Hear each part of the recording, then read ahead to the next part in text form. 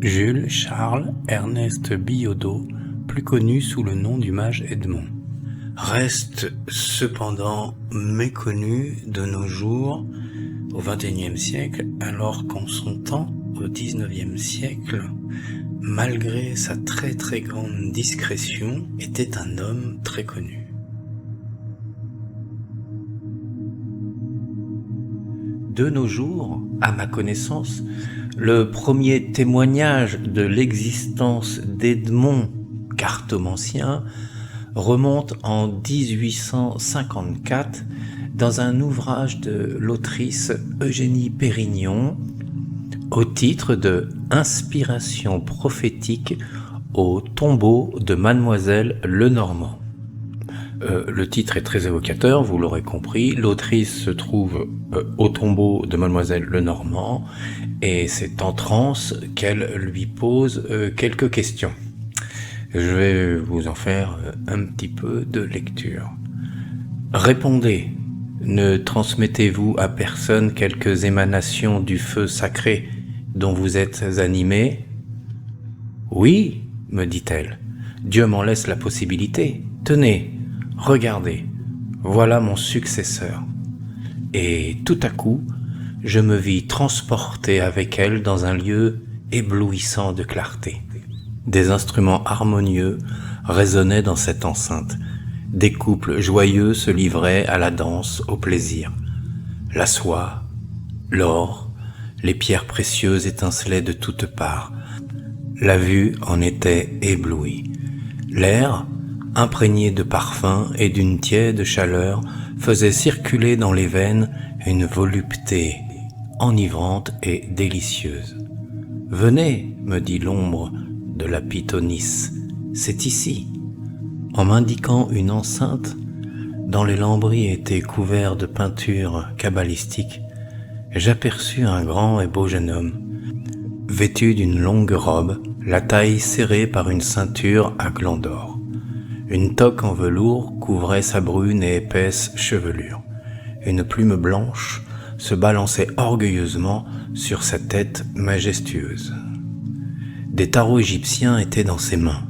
Il prédisait l'avenir avec une personne placée en face de lui. « Voilà, me dit Mademoiselle Lenormand, celui appelé par le destin à me remplacer. Il se nomme Edmond, et ce nom sera aussi célèbre que le mien.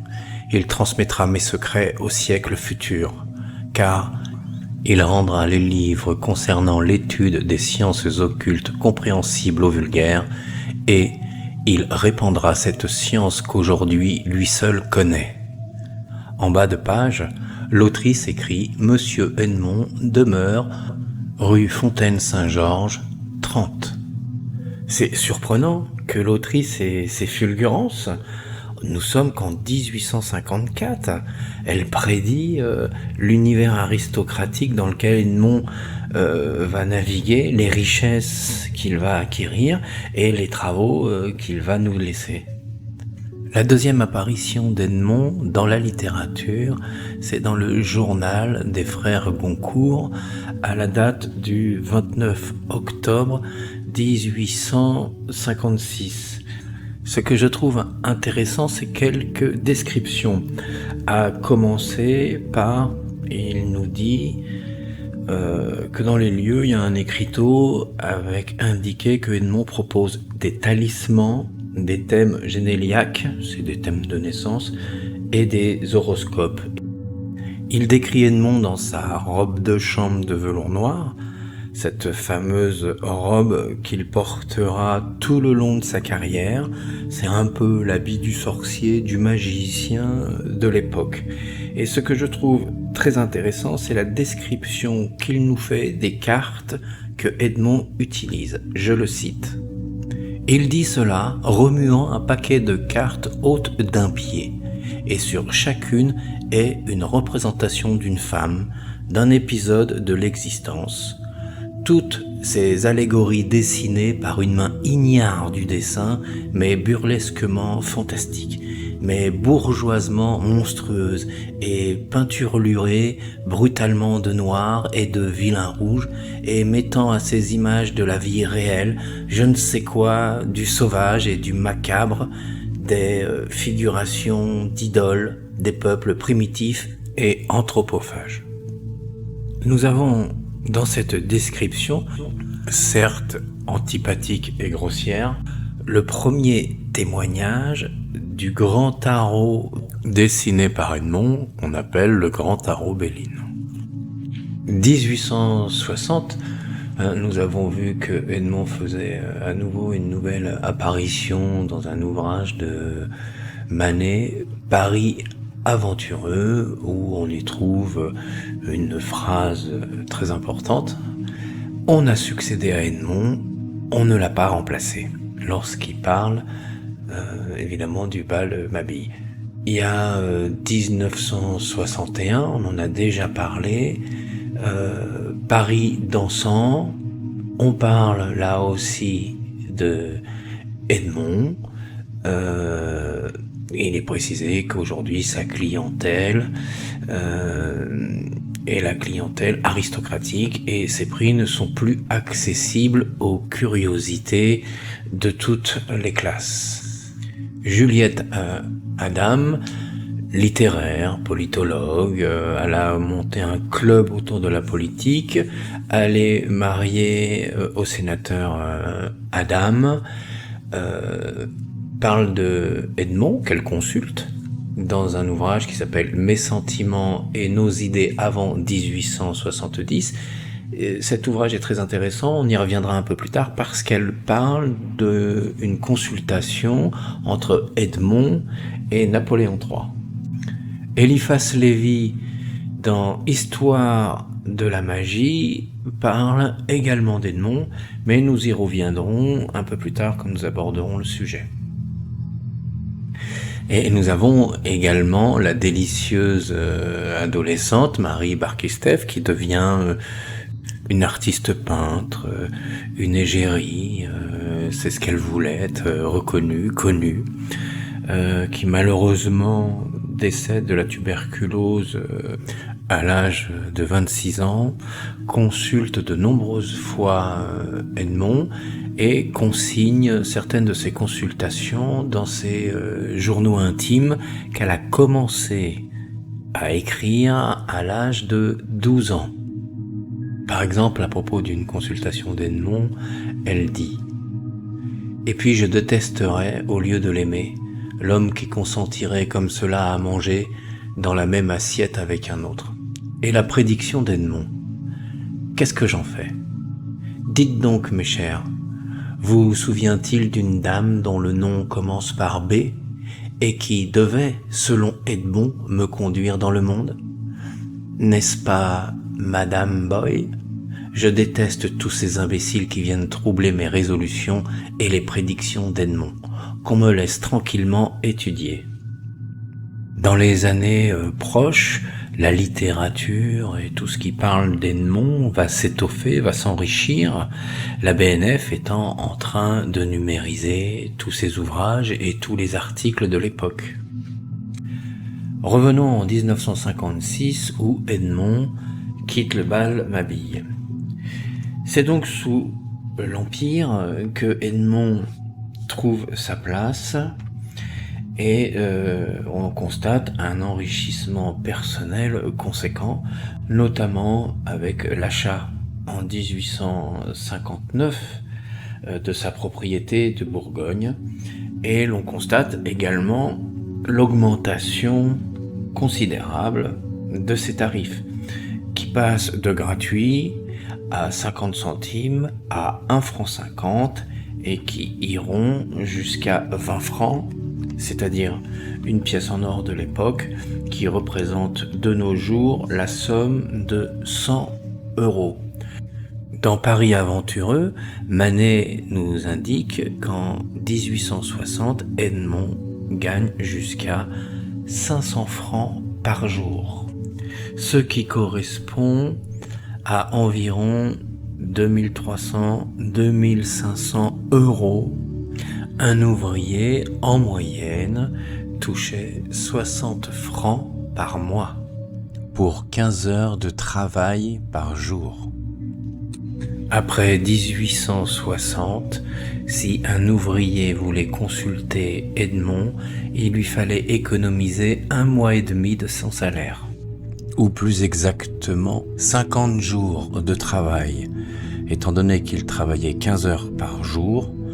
De nos jours, un ouvrier devrait travailler 100 journées pour consulter Edmond. Comme l'écrit Jean Rousseau dans Paris dansant, aujourd'hui, le sorcier Edmond a pour clientèle l'aristocratie. Ses prix ne sont plus accessibles aux curiosités de toutes les classes.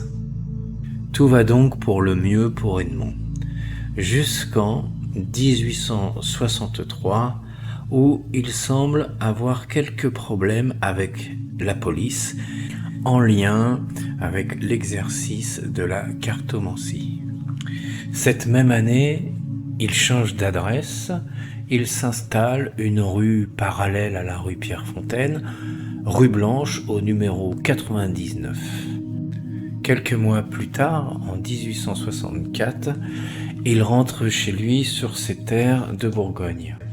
De nombreux articles de presse relatent la disparition d'Edmond ou le retour sur ses terres. En décembre 64, le courrier du Gard indique qu'Edmond propose d'envoyer une pétition au Sénat pour demander la liberté de la sorcellerie. En janvier 64, le Charivari rapporte que Edmond est retourné sur ses terres natales et que le quartier Saint-Georges est plongé dans la désolation la plus profonde depuis qu'il a fermé boutique. Le journal continue d'écrire, mais qu'est-il devenu au fameux devin ? Est-il vrai que l'autorité l'ait empêché de continuer à exercer une profession qui n'a pourtant aucun lien, d'aucun rapport avec la politique? Un article du Monde Illustré rapporte que Edmond a eu mal à partir avec la police. Je cite, « Puis, il y eut éclipse soudaine. » Comme bien vous pensez, cette éclipse-là ne manqua pas de provoquer les commentaires les plus divers. Nous n'avons pas à nous en faire écho ici. Ce qu'il y a de certain, c'est qu'Edmond a repris le cours de ses exercices. Il fait maintenant de la chiromancie, les cartes étant quelque peu inquiétées par les tracasseries de la police. Le Petit Journal rapporte ceci. On insinua qu'Edmond avait été imprudent, qu'il avait, pour prédire le futur, cherché dans autre chose que le marc de café. On fit croire que, de même que les augures antiques interrogeaient autrefois le vol des oiseaux pour y voir l'avenir politique, de même, Edmond avait interrogé les cartes et leur avait fait dire des choses plus ou moins séditieuses. On fit remarquer à monsieur Edmond qu'il exerçait une industrie qui ne figurait pas sur la liste des patentés. La Semaine religieuse de Lyon écrit « On lit dans l'Internationale. À Paris, l'autorité vient d'interdire l'exercice de la sorcellerie, de la magie, de la divination au sorcier Edmond, très connu dans le quartier Saint-Georges qu'il habite et très en vogue dans la plus haute société. Edmond s'était fait depuis plusieurs années une clientèle fort nombreuse. Il avait parfois de très hauts consultants. On cite des prophéties de lui réalisées et ses succès divinatoires avaient grandi sa renommée. Il parlait du reste avec une grande rudesse de franchise et paraissait voir et croire avec une parfaite conviction. Je ne sais pas s'il avait prévu et prédit la visite de la police et l'interdiction dont il est l'objet. Il a dû gagner un argent considérable. À propos de l'argent gagné par Edmond à cette époque, il est rapporté « Edmond a été pendant 10 ans l'oracle des grandes dames de ce temps. Un beau matin, il y a 1 an, il a renversé son trépied, bien qu'il eût encore 6 mois à courir pour finir le bail de son appartement. Il possédait 800 000 francs, gagnés à prédire l'avenir. Il s'est retiré dans une charmante propriété qui lui appartient en pleine vigne bourguignonne. 800 000 francs de l'époque représentent environ 3 600 000 euros de nos jours. L'imprudence d'Edmond, évoquée par le Petit Journal, est finalement révélée par Marie Barkitchev dans son journal, toujours au tome 11, et reprenant les mots de Nolwenn Piquant, Marie Barkitchev évoque l'exil du cartomancien de Paris par l'empereur pour une prédiction. Marcel Belline, qui a eu tous les manuscrits et notes d'Edmond, rapporte dans son ouvrage Les grands visionnaires de l'histoire cette expérience vécue avec Napoléon. Dans ce même ouvrage, Marcel Belline nous dit avoir gardé quelques manuscrits d'Edmond.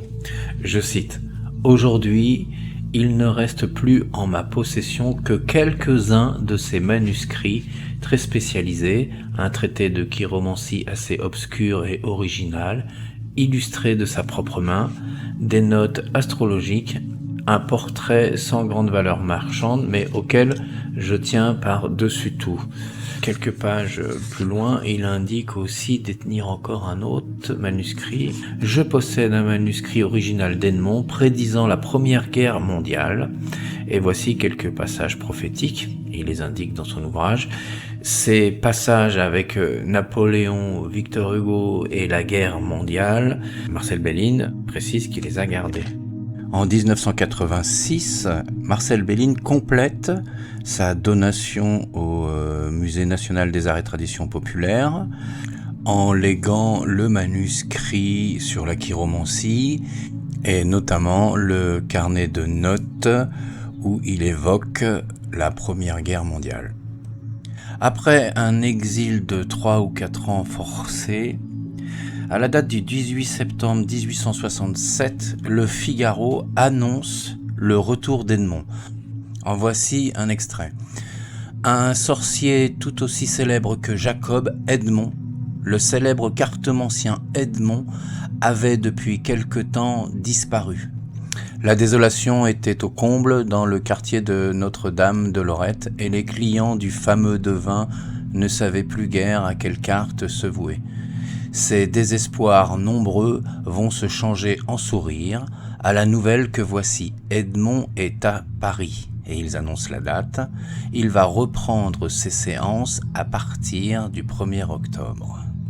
Le Petit Illustré et notamment le Figaro annoncent le retour d'Edmond en tant que chiromancien, la cartomancie lui étant interdite.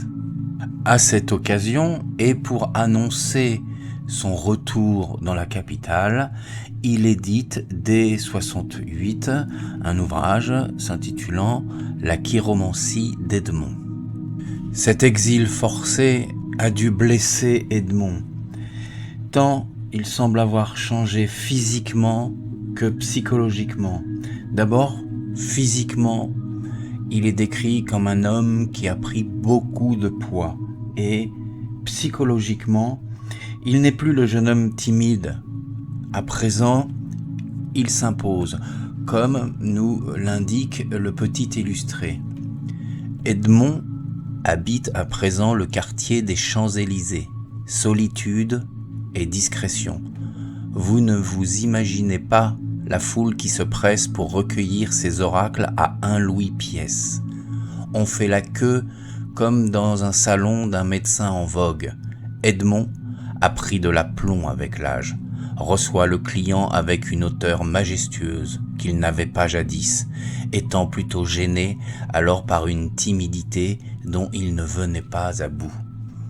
Edmond s'est toujours mis en scène, et ce retour est une mise en scène orchestrée par Edmond, une mise en scène pour prendre sa revanche, une revanche sur l'injustice qu'il a vécue. Gardons en mémoire sa pétition au Sénat pour autoriser l'activité de la cartomancie. Du quartier des Lorettes, le voici à présent à la prestigieuse adresse des Champs-Élysées, 50 rue François Ier. Il vient donc s'installer dans les quartiers du pouvoir de ceux-là même qui l'ont condamné à l'exil. Et chose surprenante, il se rend indispensable auprès de ces gens. Des aristocrates, aux grands bourgeois, aux politiques, bonapartistes, royalistes, républicains, de Napoléon III à Gambetta, en passant par les artistes et les intellectuels de l'époque, tous le solliciteront. Et cela malgré les prix exorbitants qu'il leur fait payer pour une consultation. 1870 arrive très vite. C'est la date où Napoléon déclare la guerre à la Prusse. 6 semaines plus tard, Napoléon capitule et se fait arrêter. Paris est assiégé, une famine est organisée, Paris meurt de faim. Mais les Parisiens résistent à l'envahisseur prussien, notamment en fabriquant plus de 400 pièces d'artillerie et de canons. Après l'armistice, Adolphe Thiers envoie l'armée récupérer les canons que les Parisiens avaient fait fabriquer avec leur argent pour défendre Paris, parce que dans l'accord au moment de l'armistice avec les Prussiens, le gouvernement a autorisé les Prussiens à occuper partiellement Paris, ce que les Parisiens n'ont pas accepté du tout, vu qu'ils ont défendu Paris, sans que jamais les Prussiens n'entrent. Cette nouvelle résistance des Parisiens au gouvernement installé à Versailles s'appelle la Commune. En représailles, Adolphe Thiers envoie donc l'armée massacrer les communards qui se tenaient sur la butte Montmartre. Pour cacher cet événement, il est construit sur l'endroit de ce massacre, le Sacré-Cœur. D'autres diront que le Sacré-Cœur est construit en réparation des péchés de la défaite militaire de Napoléon.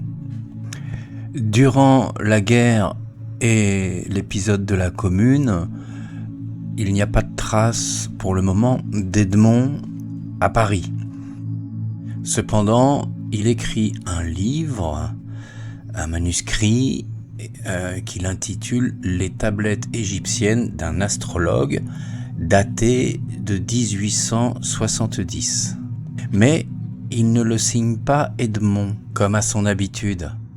Il est signé Ernest Billaudot. Ce changement n'est pas à prendre à la légère. Edmond, c'est l'homme parisien. Ernest Billaudot, c'est le bourguignon. Et ce manuscrit est daté de 1870, c'est-à-dire au moment de la guerre. Il nous est donc facile de conclure que pendant les événements dramatiques, Edmond se trouvait donc chez lui à la Chapelle Vieille-Forêt. Mais cette signature, Ernest Billaudot, pose problème. C'est bien la seule et unique fois que Edmond signe ainsi. Comme nous le verrons dans le prochain épisode, Edmond est très orgueilleux.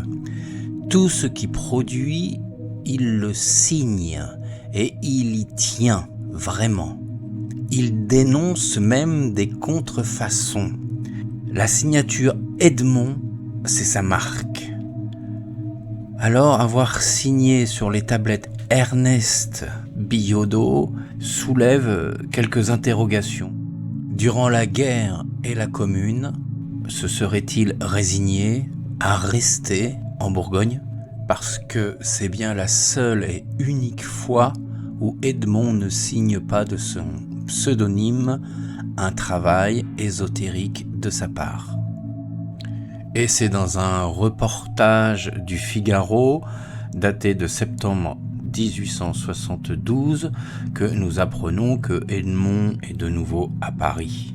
En novembre 1874, le journal Le Gaulois évoque, sans la nommer, une consultation qui aurait eu lieu en 1872 entre Edmond et l'impératrice Eugénie après que Napoléon III fut prisonnier. Juin 1875, le Petit Illustré fait un article sur Edmond, mais nous en avons déjà cité plusieurs extraits. Edmond fait partie intégrante de son époque. Par exemple, rien qu'un extrait pour comprendre mon propos, dans le Gaulois, daté du 5 septembre 1879, à propos d'une élection, je vous en cite juste 2 phrases, voici ce qui est dit. Or, Blanqui, qui a actuellement beaucoup plus de voix à lui tout seul que ses 2 concurrents réunis, sera réélu dans 15 jours et l'amnistie plénière est remise plus que jamais sur le tapis par cette réélection. Quand on lit dans l'avenir avec cette perspicacité, on n'accepte pas la place de président du conseil, on prend celle de sorcier de Mabille. C'est juste pour expliquer que Edmond il est tellement connu et reconnu qu'il est cité à beaucoup de sauces.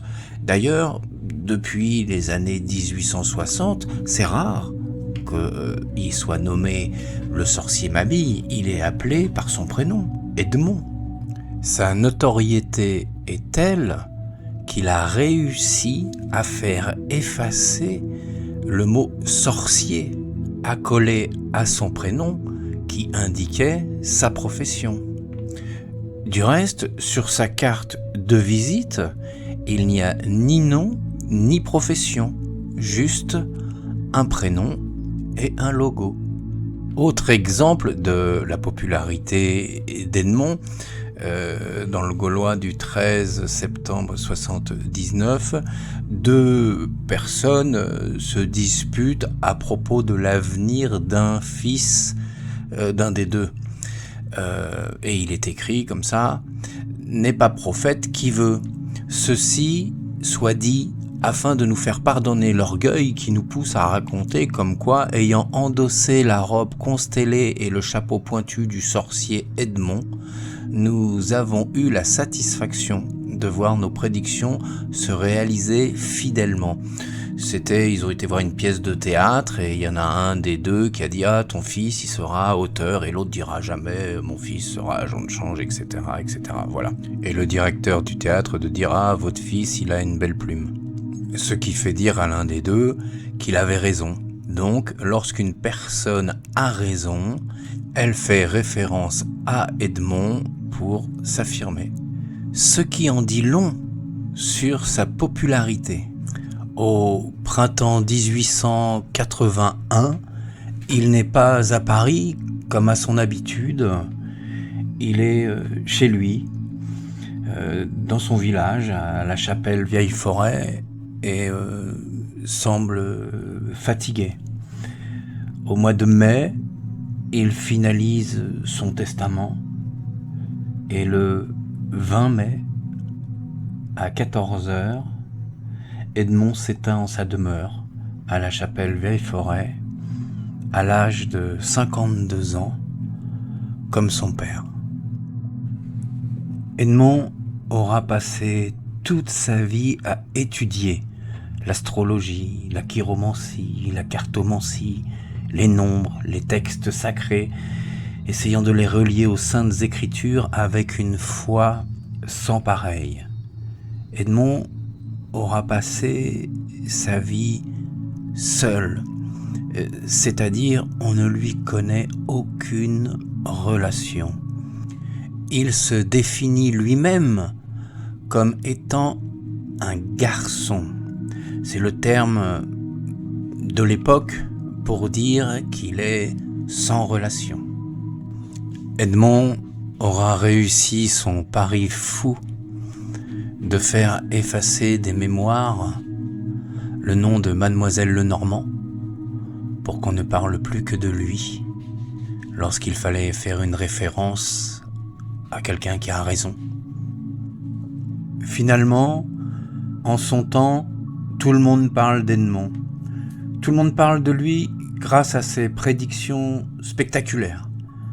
Il s'est fait un prénom, c'est quand même assez rare. On parle de lui à cause de son aspect physique. On dit qu'il est très gros et qu'il n'a pas été gâté du visage. On parle d'Edmond et de ses habits ridicules, son chapeau pointu de magicien, de sorcier d'époque. On parle de lui en critiquant sans cesse toute cette mise en scène organisée avant d'entrer dans son bureau. Un bureau où on n'y voit presque rien, c'est la pénombre. Un bureau avec des ombres qui peuvent être inquiétantes. Tout ce ridicule dénoncé par certains, par d'autres enviés, finalement restera tout le long de la carrière d'Edmond sa façon, sa manière d'être. C'est un homme très intelligent. Il a parfaitement conscience, quand il lit les articles, comment il est perçu. Mais il entretient cette image de lui, de gros bonhomme en robe de chambre. Finalement, cela doit être très rassurant pour sa clientèle. Et puis, on ne va pas au sorcier comme on irait faire des courses à l'épicerie du coin. Le sorcier doit ressembler à un sorcier. Et Edmond est véritablement un sorcier. Et c'est ce qui le différencie des autres voyants de son époque. En réalité, Edmond n'enfile pas une robe de chambre. Il enfile un véritable habit de sorcier, comme un prêtre enfilerait une soutane, une infirmière se glisserait dans une blouse ou un soldat dans un uniforme. Edmond a bien le goût de la mise en scène, mais il est sincère. Elle fait partie intégrante de sa pratique. Dans la 4e et dernière vidéo consacrée à Edmond, nous essaierons de percer un peu plus le mystère Edmond. Nous regarderons d'un peu plus près ses travaux et l'héritage qu'il nous a légué. Nous feuilleterons quelques-uns de ses livres et manuscrits. Nous verrons également sa pratique professionnelle, c'est-à-dire ce qu'il proposait à sa clientèle. Et en dernière partie, nous démêlerons le vrai du faux de quelques questions que vous m'avez posées afin qu'il soit rétabli quelques vérités. J'exprime ma gratitude et mes remerciements à Christine Cuner, à l'Association de sauvegarde des monuments de Pouilly-sur-Serein, à Nolwenn Piquant pour son mémoire de recherche muséologie présenté à l'École du Louvre, au MUSEM et à la BNF.